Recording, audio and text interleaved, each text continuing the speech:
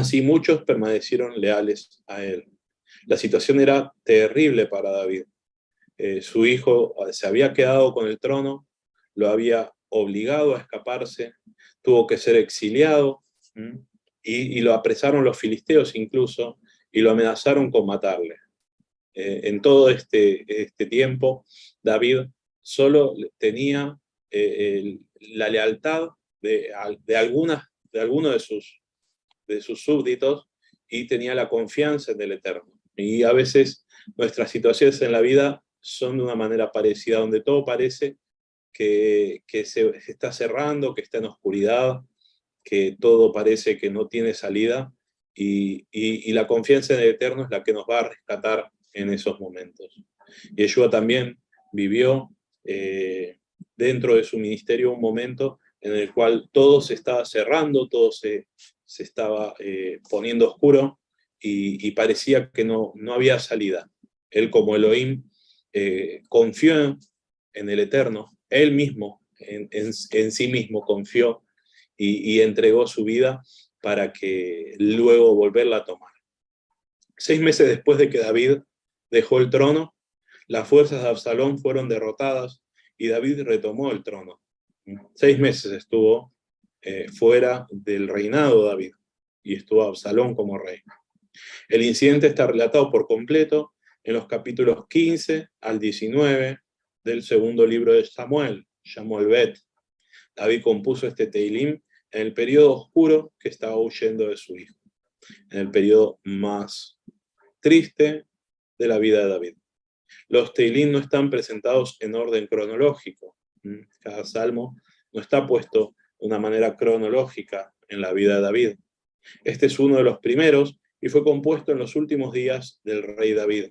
Se encuentra después del Teilim 2, porque Absalón quiso sacarle el trono a su padre David, así como los filisteos antes lo desafiaron. En el Salmo 2 habíamos visto que dice por qué se amotinan las naciones contra el reinado de David y del Mesías, Yeshua. Vemos como esta amotinación de Absalón es también un símbolo de la rebeldía ante Yeshua y su mensaje. Comenzamos con el Teilim 3. Pasuk 1. Alabanza de David cuando huía de su hijo Absalón. Por si alguien se toma el trabajo de seguirlo, las lecturas que hago en la Biblia común, les advierto que la nomenclatura de los pesukim es diferente. Yo lo tomo de la Biblia hebrea, y en la Biblia hebrea el primer pasuk, es decir, el primer versículo siempre es la introducción. Alabanza de David, compuesto con un arpa de 8 cuerdas, siempre es ese el primer pasukim. En las clasificaciones que tenemos nosotros en las Biblias, como la Reina Valera o otras Biblias de Occidente, es distinta. Por eso, muchas veces cuando yo digo pasuk 1, es el pasuk 1, pero cuando digo pasuk 2 puede ser que esté dentro del 1, y puede que no sea exactamente el que yo digo, porque sigo la nomenclatura hebrea. Cuando el Teilín comienza con la frase Mizmor le David, alabanza de David, Mizmor le David, como en este caso, alabanza o canción de David, entonces significa que David empezó a cantar y luego se elevó a un estado de inspiración divina.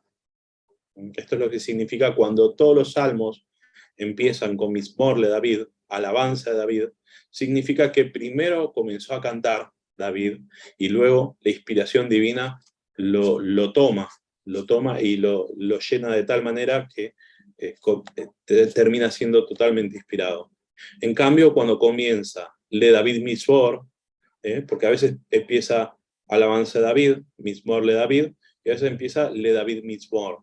Cuando empieza le David Mizmor, que significa de David una canción o alabanza, entonces en esos casos la inspiración divina llevó a David antes de que empiece a cantar.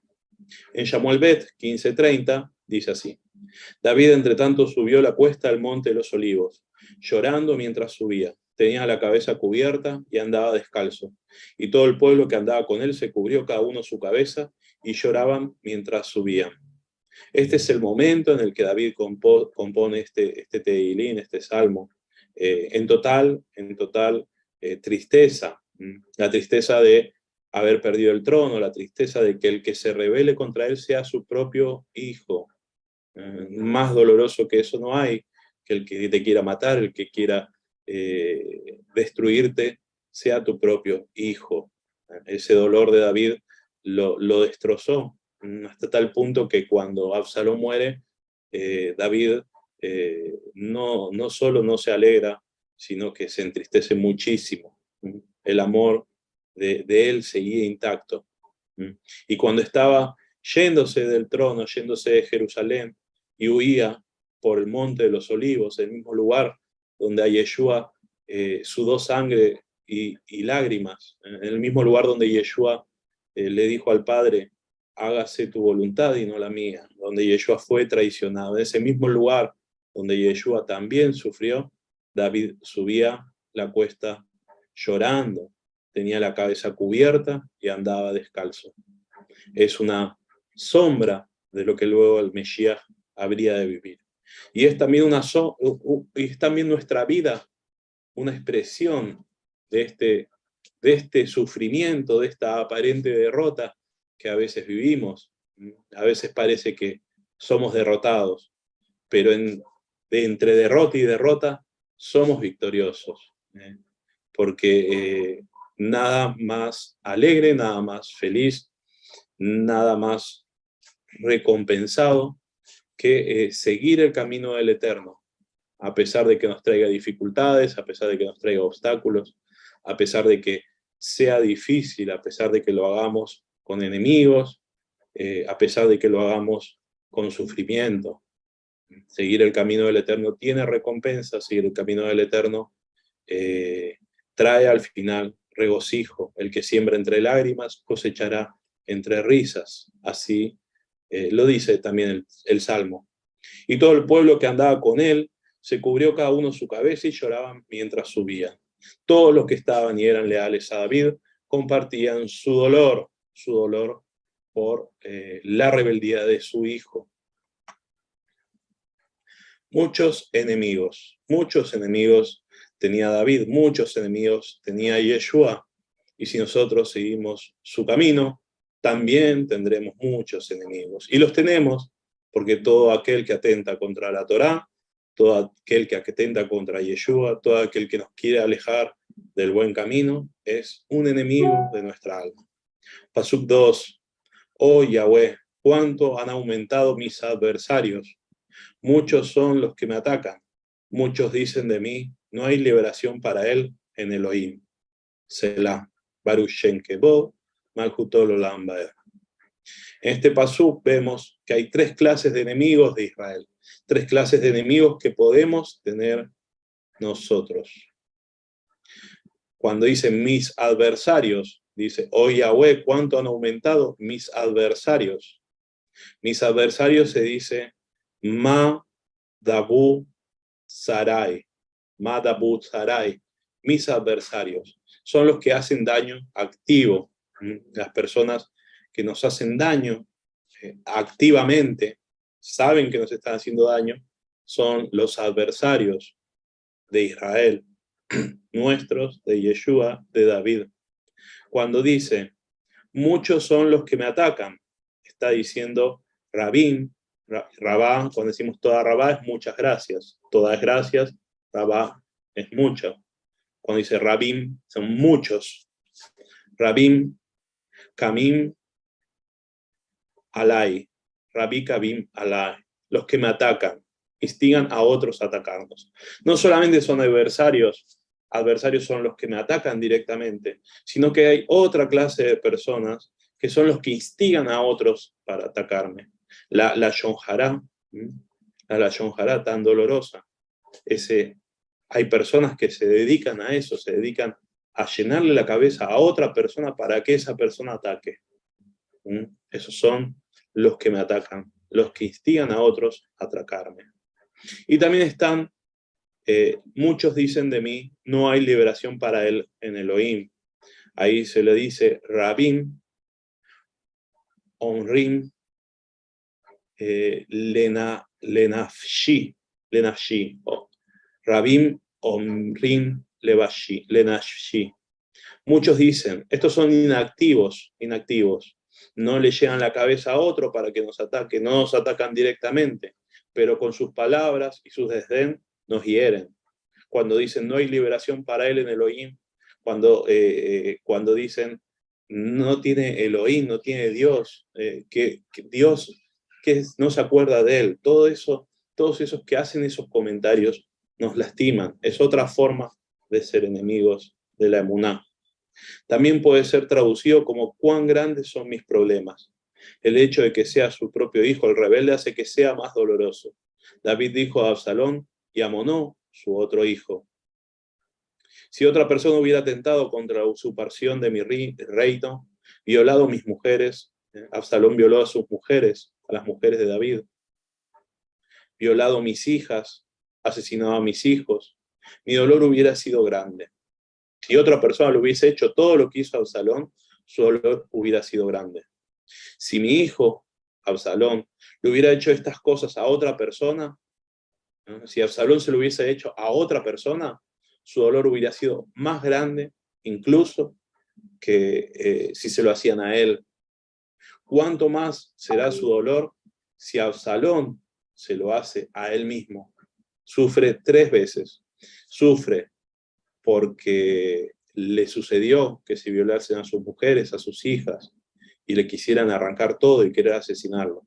Sufre porque su hijo se transforma en un malhechor haciendo todas estas cosas. Y sufre porque su hijo se lo hace a él. Triple sufrimiento. La familia de David sufrió 16 casos de relaciones ilícitas y el asesinato de 16 de sus descendientes. Y a veces decimos cómo Absalón violó a su madre, violó a sus hermanas. Lo que sucede es que David tenía aproximadamente 50, 60 mujeres y tenía hijos con todas las mujeres, hijas con todas las mujeres. Absalón violó medias hermanas, violó a las esposas de su padre. Todo totalmente anti-Torá. Sabemos que en la Torá hay un montón de prohibiciones en este sentido, en las relaciones incestuosas, con la mujer del padre y todo eso.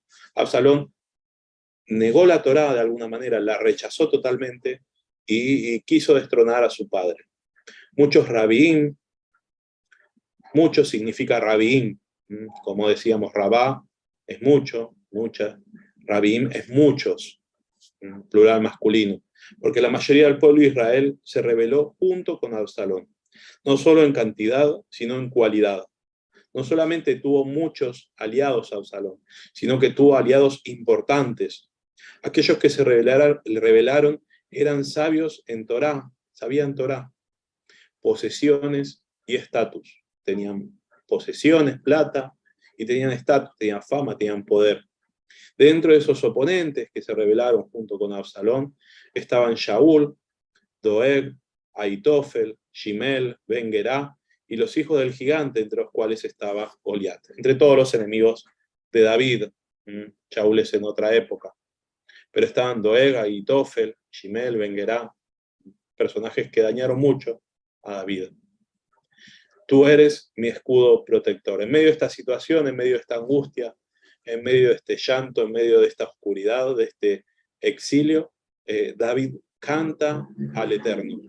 Y ese es también lo que nosotros tenemos que aprender a sufrir con Él, aprender a que nuestra carga, nuestro madero, compartirlo con Yeshua, ponerlo a sus pies. No podemos solos, necesitamos del Eterno. No se trata de pedirle que nos solucione todo ya. No hay pare de sufrir. Eso es otro lado que se hace. Acá lo que hay es compartir mi madero con Yeshua. Acá lo que hay es cantarle al Eterno mi dolor, y así se hace más liviano. Por el incidente con Bathsheba, muchos hombres prominentes, incluyendo a Aitofel, siguieron a Absalón. Estaban convencidos de que David había perdido la bendición de Yahweh. Esto fue terrible. David se equivocó. David mandó a Urías a la muerte y se quedó con su esposa. Había estado con su esposa de antes, haciendo y cometiendo adulterio. Por estas transgresiones a la Torá, por este pecado grande de David, muchos consideraron que él ya no era merecedor de las bendiciones divinas y pedían y creían que el Eterno lo iba a castigar a David y le iba a quitar el reinado, y por esto se rebelan. Lo vieron débil, pensaron que se terminaría su poder. La palabra Selah, cuando se dice dentro de los salmos, pausa, es una pausa. Recordemos que los salmos fueron hechos y compuestos para ser cantados con instrumentos. Entonces se cantaba, los levitas tocaban los instrumentos, y cuando se decía Selah había una pausa. Y en esa pausa, como nos dice el Robe Jairo, el pueblo entero recitaba Baruch Shem Kevod Malchutol Olam Baer, y se postraban en el templo, en el Beit Hamikdash. La pausa, la palabra Selah, es la más difícil de traducir de todo el libro de Teilín. Todo el libro de Teilín tiene dificultad de ser traducida esta palabra. La usual traducción es por siempre. Sin embargo, es una instrucción musical para los cantores del Teilín. Hace un especial énfasis en la última palabra o palabras de la oración. Cuando se dice Selah, nos está hablando de que hay una frase importante, la que se mencionó antes. Es una frase importante. El hecho de que una instrucción musical se encuentre nos da una idea de lo importante de que los Teilín se canten, sean cantados. Pasamos al Pasuk 3. Pero tú, Yahweh, eres mi escudo protector, mi gloria, mi kabod, y el que levanta mi cabeza. Que podamos decirle al Eterno: tú, Yahweh, eres mi escudo protector, mi gloria y el que levanta mi cabeza. Dejemos por un momento de querer defendernos de todo, de las críticas, de los ataques, y que el Eterno sea nuestro escudo, nuestra gloria y el que levanta nuestra cabeza. Los enemigos dicen que no hay salvación para David en Elohim, ya no lo va a perdonar, deseaban que no lo perdone. Es decir, piden que Elohim lo juzgue con estricta justicia en la Torá. David responde que aún hay esperanzas de misericordia para él. David conoce el corazón del Eterno, lo conoce a Yeshua, sabe que el Eterno perdona a quien se arrepiente de corazón, sabe que vendrán castigos y lo acepta. David es humillado, exiliado, David es enfrentado por sus propios hijos. Sin embargo, él sabe que todo esto le acontece por su gran pecado. Y no se queja contra el Eterno, no le dice, ¿por qué me sucede esto? Le pide ayuda, le pide socorro, llora junto con él, pero sabe que en lo profundo ese castigo él se lo buscó. Pero sabe también que el Eterno es misericordioso. Lo conoce a Yeshua. Y nosotros estamos parecidos, hermanos. Nosotros sabemos que hemos caído, sabemos que hemos pecado, sabemos que nuestro pecado ha sido grande. Sabemos que si nos acontecen sufrimientos, en parte el Eterno es justo, y en su estricta justicia lo merecemos. Pero sabemos también que Él tiene un corazón de oro, que es misericordioso, y que su corazón, expresado en Yeshua, expresado en su ministerio, expresado en su primera venida, y expresado en los Yamaín, que nos sigue asistiendo, que nos sigue acompañando, nos perdonará. Sabemos que Él está con nosotros, sufre con nosotros. Él fue el único que no cometió pecado, Él fue el único que sufrió inmerecidamente, el justo que paga por pecadores. Todos los demás nos merecemos lo que nos pasa, lo que nos acontece, de alguna manera. Y si no lo merecemos por el presente, lo merecemos por el futuro. A pesar de su pecado, David regresó con Teshuvá a Yahweh. Se arrepintió mucho, de corazón, no un arrepentimiento fingido. De corazón se arrepintió. El verdadero arrepentido que retorna con todo su corazón recibe total perdón y protección del Eterno, el todo misericordioso. A veces hablamos del Eterno y decimos el Todopoderoso. Es muy lindo decir el Todopoderoso. pero también es el todo misericordioso. Y muy pocas veces lo mencionamos así, el todo misericordioso. Así es el Eterno, es todo misericordia. Y el Eterno nunca nos castiga como lo merecemos, nunca, para nada. Siempre que nos va a corregir, nos anuncia de alguna manera para que entendamos y aprendamos de la corrección que Él nos hace. Y al mismo tiempo nos va dando consuelos y nos va dando fuerzas para que renovemos nuestro andar en medio del corregimiento, en medio de la corrección, en medio del castigo incluso. La serena aceptación del tormento y agonía de estos castigos que recibía David le aseguró la divina protección. Y esto es lo que tenemos que aprender de este Teilín, hermanos. Tenemos que aprender a aceptar serenamente el tormento y la agonía de los castigos que a veces nos tocan vivir. Si un pecador reconoce que sus padecimientos son justos, si nosotros, cuando nos transformamos en pecadores y somos castigados, reconocemos que nuestros padecimientos son justos, que el Eterno es justo en lo que hace en nuestra vida, y los asentamos como voluntad de Elohim, esto servirá de escudo para que no se añadan más sufrimientos a ese castigo. Si uno sufre como el ladrón que estaba en el madero junto a Yeshua y aún muriendo en el madero lo insultaba, si uno sufre y en medio de sus sufrimientos sigue perseverando en la maldad, entonces sufrirá más y se añadirán castigo tras castigo. Hay que saber, hay que aprender a ser corregido, hermanos. Esta es una lección importante para hoy.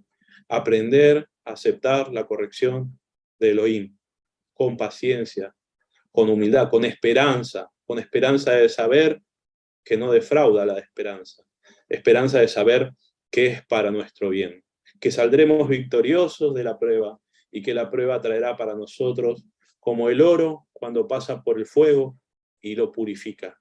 De esa misma manera seremos purificados para ser mejor persona, para ser mejor discípulo de Yeshua, para llevar mejor su mensaje. Si reconocemos que nuestros padecimientos son justos y los aceptamos como voluntad de Elohim, servirán de escudo para que no se añadan más aflicciones. Es de alguna manera algo así como esto. El Eterno quiere corregir, quiere enseñar. Enseña a través del castigo, a veces. Si aceptamos el castigo, sabiendo que Él es justo, y no luchamos contra Él, entonces habremos aprendido la lección y pasará rápido. Pero si nosotros pataleamos contra el Eterno, si nosotros nos rebelamos, nos quejamos, murmuramos, si nosotros nuestro sufrimiento lo transformamos en sufrimiento para los demás, pasando, atacando a otros, entonces viviremos estancados en el sufrimiento. Cuando dice mi gloria, habla de mi nefesh, mi alma. El alma es llamado el honor del hombre. El alma es nuestro honor. Porque es un privilegio supremo del ser humano tener un espacio dentro donde descansa la gloria de Elohim, la kabod de Elohim. Cuando David huía de Absalón, se cubrió su cabeza en señal de duelo y vergüenza. Tenía vergüenza de que su hijo se rebelase ante él, de todo lo que hizo. Vergüenza porque era su hijo. Vergüenza de aquel niño que él había tenido en sus brazos, aquel niño que él había enseñado a caminar, aquel niño que le había enseñado a hablar, que vio ver sus primeros pasos, que vio crecer con amor, aquel mismo niño que vio y que él crió, fue el que se rebeló contra él, el que violó a sus mujeres, a sus hijas. Tenía duelo y vergüenza. Aquí dice David, tengo confianza en que devolverás mi dignidad, levántame y restáurame a mi trono. Clamo en voz alta a Yahweh. Muchas veces clamamos, muchas veces oramos al Eterno en voz baja con nuestro pensamiento. Cuando la angustia se hace tan grande, clamamos al Eterno en voz alta y salen las lágrimas y ya no nos queda otra que clamarle al Eterno. Ahí es cuando nuestra oración es más escuchada. Paso 4. Clamo en voz alta a Yahweh y Él me responde desde su monte Kadosh, Selah. Y Él me responde desde su monte Kadosh, Selah. Baruch Shem Kevod Malkuto Olam Vaed. Su monte Kadosh es el monte del templo, el Beit Hamikdash. Sin embargo, cuando David está viviendo esta situación, no estaba el Beit Hamikdash. Su monte Kadosh era para él una profecía de la elevada altura de los montes, como el monte Sinaí, donde estuvo la presencia del Eterno. Literalmente está en pasado la frase. Él me respondió, dice. La traducción dice, Él me responde, pero David en realidad dice, Él me respondió. Tantas veces Elohim le respondió a David que él tenía una confianza enorme y lo canta como ya dado en el pasado. ¿Cuántas veces el Eterno nos respondió a nosotros? Nos volverá a responder, nos volverá a responder. El que nos respondió cuando nos convertimos nos responderá en el momento de aflicción. Como si dijese, el que me respondió, me responderá. El Eterno no cambia, no muda. Si nos eligió y nos mostró su elección hace 10, 15, 20 años, nos sigue eligiendo hoy. El Beit Hamikdash aún no había sido construido. Sin embargo, David ya oraba reconociendo que el monte Moriah, donde luego se hizo el Beit Hamikdash, era su monte Kadosh. Cuando David huyó, fue al monte de los olivos, el monte de Yeshua, en el que él fue entregado, en el que él oró, en el que él lloró, en el que él sufrió. Ese monte de los olivos que dice las escrituras que será donde el eterno Yeshua vuelva y pise cuando vuelva, que se partirá en dos. El monte de los olivos, la oliva representa la oración, es el monte de la oración. Cuando David huyó fue al monte de los olivos, de allí se ve mejor que en ningún otro lugar el monte del Beit Hamikdash. Si vemos, el que tuvo la posibilidad de ir a Jerusalén lo conoce, el que no tuvo la posibilidad lo puede ver en una foto, en una película, ¿no? Está el monte del templo aquí y está el monte de los olivos aquí. Entonces desde aquí se ve muy bien para aquí. Una cuestión de... un segundito, por favor. ¿Qué pasa, mi hermano? Dale. Disculpas. Mi señora me pedía algo. Seguimos con el Pasuk 5. Yo me acuesto y me duermo y vuelvo a despertar, porque Yahweh me sostiene. Esto es la felicidad de los inocentes, ¿no? Acostarse, dormirse rápido, no tener problemas en dormir, tener la conciencia tranquila y se vuelve a despertar tranquilo, porque Yahweh me sostiene. En momentos de angustia, en momentos, los peores momentos de su vida, él sigue acostándose y durmiéndose y volviéndose a despertar, tranquilo, con la confianza en el Eterno. De eso tenemos que aprender también. A veces estamos siempre pensando cómo voy a solucionar esto, cómo voy a hacer lo otro, y no nos deja dormir. Y el Eterno nos dice, confía en mí. Como decía Yeshua, si los pájaros tienen con qué, si los lirios tienen con qué vestirse, y se visten mejor que Salomón, no tengas miedo con qué te vas a vestir. Si los pájaros tienen con qué alimentarse, y una vida de un hombre vale más que la de un pájaro, ¿por qué tienes miedo a lo que va a pasar mañana? Pero nosotros, con nuestra mente humana, seguimos creyendo que somos los que nos tenemos que preocupar y ocupar de nuestros asuntos. Y el Eterno tiene todo en su mano para que no nos falte nada. Pero no nos sobre tampoco, muchas veces. Por la confianza en Yahweh, David está sin miedo y preocupación. Por eso puede dormir tranquilo y despertar con calma, sin ser perturbado por pesadillas. Cuando uno no está en un buen término con el Eterno, las pesadillas se hacen reiteradas. El exégeta Malbim, un exégeta judío, sugiere que refiere a la primera noche de pelea con Absalón. Si su hijo hubiese seguido los consejos de Ahitofel, Ahitofel, un consejero de Absalón, le aconsejó que vaya rápido a atrapar a David cuando éste estaba huyendo. Por suerte, Absalón no le hizo caso. Si lo hubiese hecho caso, David hubiese muerto. Entonces su final hubiera sido seguro. David sabía de esta posibilidad, sabía que estaba en su momento de debilidad, el momento en el cual él estaba huyendo al principio.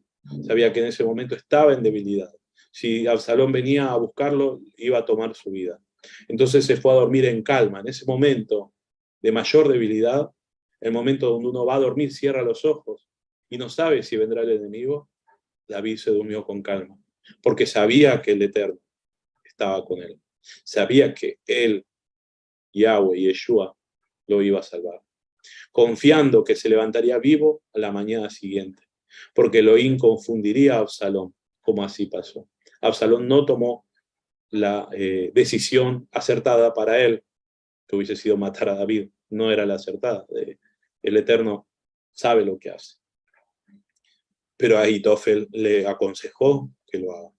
Esta frase está dentro de la liturgia antes de irse a dormir. Los hermanos Yehudí, antes de irse a dormir, recitan este Pasuk 5. Yo me acuesto y me duermo y vuelvo a despertar porque Yahweh me sostiene. Porque expresa la confianza en Elohim al dormir y despertarse. Pasuk 6. No temo a 10 millares de personas que se pongan en derredor contra mí. Qué difícil, ¿no? Otras veces con una persona poderosa ya nos vuelve locos, ¿no? Imaginemos a 10 millares de personas en contra nuestra. Las masas seguían a Absalón. Si Yahweh es mi protector, no tengo miedo al mundo entero contra mí. De la mano del Eterno, nadie puede vencer. Levántate, Yahweh, levántate. Este es un pedido reiterado, se hace muchas veces en los Teilín. David lo hizo muchas veces, porque David conocía el poder de Yahweh, conocía el poder del Eterno, pero sabía que el Eterno es misericordioso, todo misericordioso. Por eso sabía que muchas veces tolera el mal, lo permite, espera que el pecador se arrepienta. Entonces David clamaba con fuerza y le decía, levántate, Yahweh. Y nosotros, ¿cuántas veces le decimos al Eterno? Levántate, Yahweh, defiéndeme. ¿Cuántas veces le decimos al Eterno? Levántate, levántate, Yahweh. Levántate, Yeshua, despiértate de la barca. Despiértate, acuérdate de tus discípulos, de tus seguidores, de tus siervos. Levántate. Pasuk 7. Levántate, Yahweh, líbrame, Elohim mío. Tú golpeas en la cara a todos mis enemigos. Les rompe los dientes a los malvados. La emuná en Yahweh no significa de que Él siempre causará el resultado que el fiel desea. Es un tema difícil, ¿no? Mucha gente, muchas personas abandonan al Eterno por este tema. La emuná en Yahweh no significa de que el Eterno va a hacer lo que yo quiera. Mucha gente sufre una tragedia, algo terrible, y abandona al Eterno. ¿Cómo pudiste permitir esto? ¿No? Le dice. No siempre será el resultado que deseamos. La emuná genuina, la fe genuina, es la convicción que cualquier cosa que ocurra, cualquier cosa que acontezca, será la voluntad de Elohim. Todo lo que sucede, sucede con su consentimiento. Él lo permite. No es una coincidencia.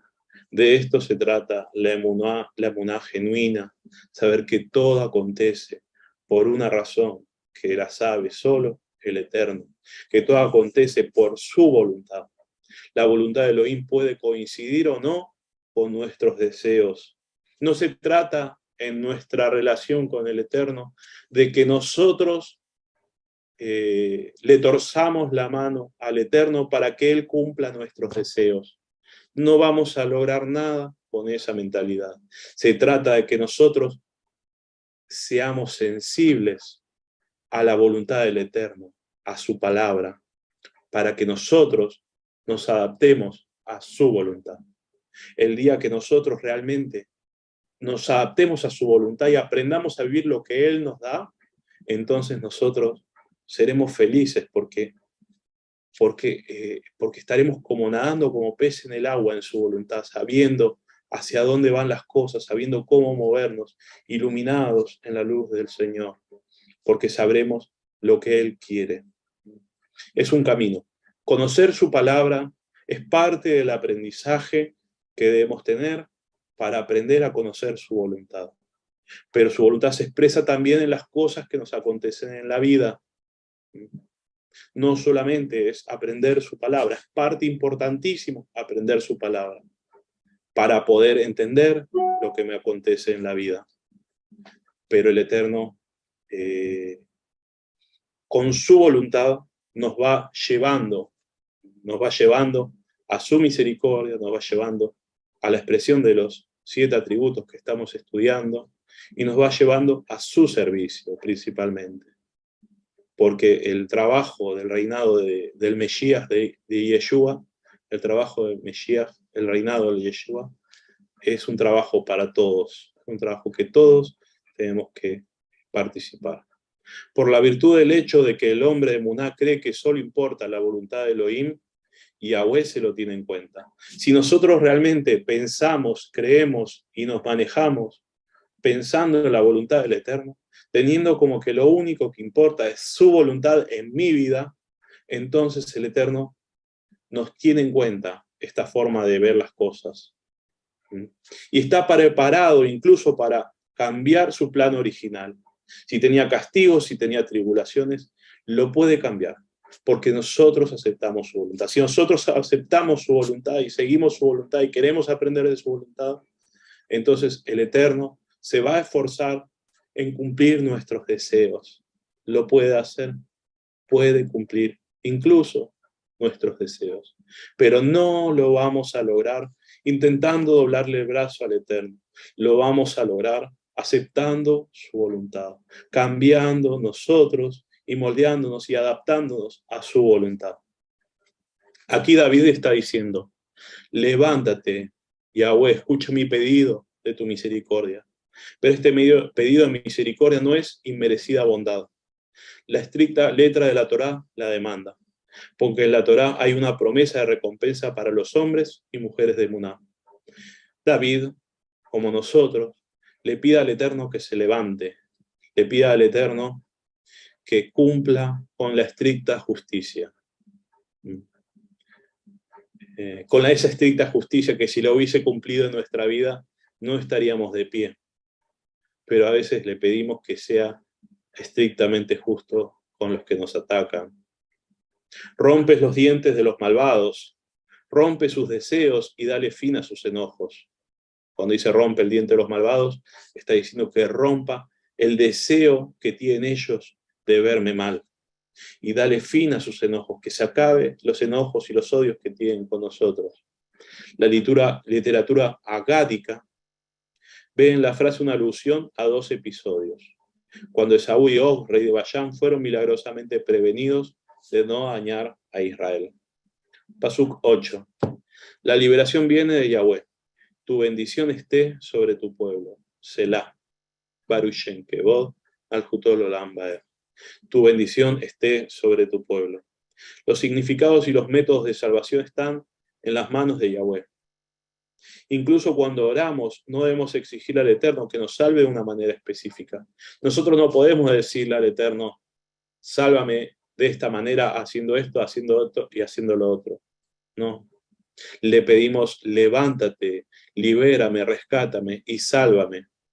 Pero no podemos decirle de qué manera lo va a hacer. El Eterno es Elohim. Él sabe y Él es el que tiene todo en sus manos. Nosotros debemos aceptar lo que Él decide para nuestras vidas. Elohim no necesita de nuestras ideas. Nos puede llamar a formar parte con nuestras ideas de servirlo, pero Él no necesita de nuestras ideas. El Eterno en su sabiduría lo tiene todo. Nuestra tarea al orar es simplemente poner nuestras necesidades en sus manos, clamarle, poner nuestras necesidades en sus manos y bendecir a Yahweh incluso por lo que no entendemos. Tantas veces no entendemos. Con el paso del correr de los años, vamos entendiendo a veces cosas que nos pasaron en el pasado. Bendecirlo al Eterno, incluso por lo que no entendemos. Teniendo emuná en lo que Él hace, es lo mejor para nosotros. Tener emuná en que lo que Él hace en nuestra vida es lo correcto. Y ya estamos terminando el Teilim. Con esto concluimos el Teilim. Ahora vamos a ver una meditación, viendo un poquitito de Brija de allá, una paginita. El Ruach versus el cuerpo. David versus Absalón. Nuestro espíritu contra nuestra concupiscencia. En Romanos, Romillín 7, 5, 6 dice así: porque mientras estábamos sujetos al instinto carnal, las pasiones pecaminosas condenadas por la ley actuaban en nuestro cuerpo, haciéndonos producir un fruto que lleva a la muerte. Pero ahora que hemos muerto para efectos de esa ley que nos culpaba, quedamos libres de la condena de la ley, de manera que ahora servimos con un ruaj nuevo, libres de la cuenta vieja. Cuando nosotros, antes de recibir a Yeshua, antes de hacer tikkun, antes de tener el ruaj, antes de que Yeshua muere dentro de nosotros, seguíamos el instinto carnal. Si aún lo seguimos, hermanos, abandónalo. Todo esto que hacemos de ayuno y oración es para abandonar también el instinto carnal. Las pasiones pecaminosas que están expresadas en la Torá, condenadas por la ley, actuaban en nuestro cuerpo, llevándonos a pecar. Y nos hacían producir un fruto que lleva a la muerte. Nos autodestruíamos. Seguimos sin Torá, seguimos sin ley, seguimos siguiendo nuestros apetitos, nuestros deseos desenfrenados. Vamos a la autodestrucción. Pero hemos muerto para la ley que nos culpaba. No es que la Torá no sea vigente, la Torá tiene vigencia y nos enseña dónde está el bien, dónde está el mal, las bendiciones, las maldiciones, dónde está la ley, dónde está el pecado, dónde está la muerte, dónde está la vida. ¿No? Pero cuando nosotros vivimos en el Ruach, nosotros obramos y vivimos por amor, entonces la ley se hace con dulzura. Ya no es un peso que hay que cumplir. La ley se cumple con amor a Yeshua. Y de eso se trata. El espíritu nuevo, libres de la culpa, porque la ley vieja era la que llevaba a culpa, pecado y muerte. Hoy nosotros llevamos en nosotros el amor a Yeshua, el amor de Él y la respuesta nuestra de decirle que sí, cumplir los mandamientos por amor. Y así se hace dulce, en la ley del amor, se hace dulce y llevadero obedecer la Torá. En Romillín, Romanos 7, 15, 25, continúa así. No me explico mi conducta, decía Rab Shaul, pues no practico lo que quiero, sino lo que aborrezco, eso es lo que hago. Ahora, si lo que no quiero hacer es lo que hago, estoy de acuerdo en que la ley es buena. Pero entonces ya no soy yo el que actúa así, sino el pecado que mora en mí.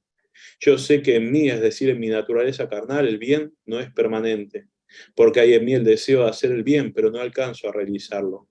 No hago el bien que quiero hacer, en cambio el mal que no quiero hacer, eso es lo que hago. Ahora, si lo que no quiero hacer es lo que hago, ya no soy yo quien actúa así, sino el pecado que mora en mí. Así que cuando quiero hacer el bien me encuentro con la realidad de que el mal está presente en mi ser interior. Me deleito en la Torá de Yahweh, pero en mi cuerpo percibo un principio diferente que combate contra la inclinación de mi mente y que me hace prisionero de ese principio de pecado que hay en mi cuerpo. Desgraciado de mí. ¿Quién me librará de esta realidad que me lleva a la muerte? Gracias a Elohim que cuento con Yeshua al Mesías, nuestro Maestro. Así que yo mismo con la mente le sirvo a la Torá de Yahweh, aunque mi cuerpo esté sujeto al principio del pecado.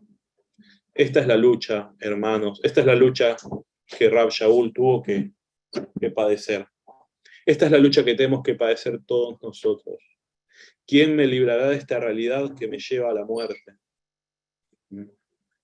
Nuestro hijo que quiere destruirnos es Absalón. Nuestro hijo es el cuerpo, la concupiscencia, la carne, los deseos, el pecado. Ese es nuestro Hijo que se revela con nosotros y nos quiere sacar el trono. Nos quiere hacer que dejemos de gobernar, que nuestra alma deje de gobernar en nuestra vida. Esa es la lucha. Nuestra alma que busca la Torá de Yahweh, que busca las palabras de Yeshua, y nuestra concupiscencia, nuestra carne, que nos quiere llevar al pecado y que quiere destronar al Rey, nuestra alma como Rey de nuestra vida. Quiere destronar a Yeshua HaMashiach de nuestra alma. Yo mismo con la mente le sirvo a la Torá de Yahweh. Con la mente le tengo que servir a la Torá de Yahweh, aunque mi cuerpo esté sujeto al principio del pecado.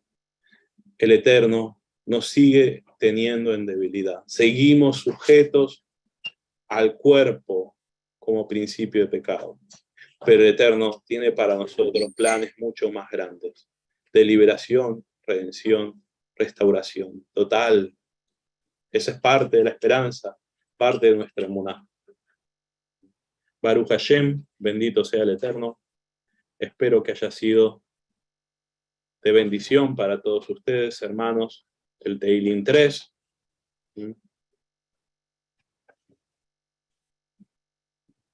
Shalom, shalom, ministro Claudio. Gracias. De Daniel, acá venía mi hijita. Amén. Se la ve bien. Amén. Allah la bendiga, esa preciosa sierva, hija de un guerrero de entre nosotros, de nuestro pueblo de Israel. Ella también es de linaje. Y le damos gracias al Padre Eterno porque también es parte de la promesa, hija de Sara, Raquel, Rebeca y Lea, Amén. Descendiente de Abraham. Entonces le damos gracias por aquello, ministro, por lo que es usted, nuestra familia, por lo que usted es en cada enseñanza, en lo que denota para nuestras vidas, y que el Abba te siga utilizando y bendiciendo, fortaleciendo, mi hermano. Amén. Amén. 8 versos muy potentes del tercer Tejilín, y el céntrico, el centro de esto, de este Teilín, o de este salmo, es el verso 5. Para mí es el verso 5, porque más que todo que es un salmo de protección contra los enemigos o contra quienes nos hacen la guerra, es un salmo de confianza, porque dice en el 5, yo me acosté, mire lo que dice, yo me acosté y dormí y desperté, pues Yahweh me sustentaba. Son 3 cosas que dice clara aquí David. Yo me acosté, mire, 1, me dormí, 2, y lo más precioso dice, y desperté. Se cae el mundo entero, yo no pasa nada, dijo David. Yo me acuesto, yo me duermo y yo me levanto. Así es, así es. Yahweh nos rodea. Yahweh del Eterno. Sí, entonces gracias, ministro Claudio, por esforzarte a traducirnos esos salmos, la explicación de ellos, porque para nosotros solamente eran palabras que nos decían, es una poesía, sí, una poesía, un salmo, algo que escribió el profeta, y por ahí unos cuantos que son mesiánicos, no pasa nada más, pero no había